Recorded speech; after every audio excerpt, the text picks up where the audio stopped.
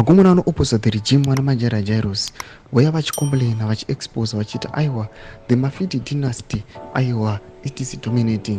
Yamoziva kuti aiwa inotaurwa vachinzi aiwa vana vemutungamiri wenyika yezimbabwe Masondanzo Mnangagwa vachinzi aiwa ndo vakomana vari kudominata kumusoro vachisquanda mastate funds. Aiwa hatiri kuona kuti potse vanogona kutopinda paleadership yenyika. Sana pana mashoko anobuda achinyogwa nevakomana vana majara jairos vachinyatsokuratidza kuti aiwa this Mafidi Dynasty they are tired of it. Zvibva subscribe like watramba bell icon.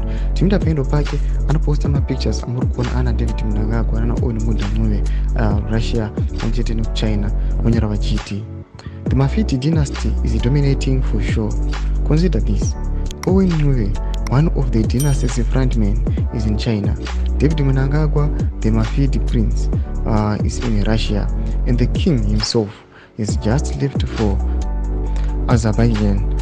They fly in expensive and luxurious jets as the expenses of the poor. Do mashoko anobuda anyogwa panapa nawakomana pana majara jairos vachiti aiwa this Mafidi Dynasty aiwa it is going to cost us sauganyika yezimbabwe vachiti these guys they are flying muma luxurious jets anocosta thousands US dollars, but people are grappling munyika yezimbabwe. Anoyataura mashoko ekuti aiwa they are dominating. Vakuona kuti aiwa this family vantu vana vemutungamiri wenyika yezimbabwe they are using mastate funds. Unoona vachina China vachienda kunana Russia. Aiwa tichiona kuti pana vari kuuya vachikomblena vachiti the Mafidi Dynasty is now coming true. Yatichaona kuti aiwa vana ve the leader aiwa vachapinda paleadership yenyika yezimbabwe. Tuze mafungiro enyu muri kudii pamusoro pechiitiko ichi.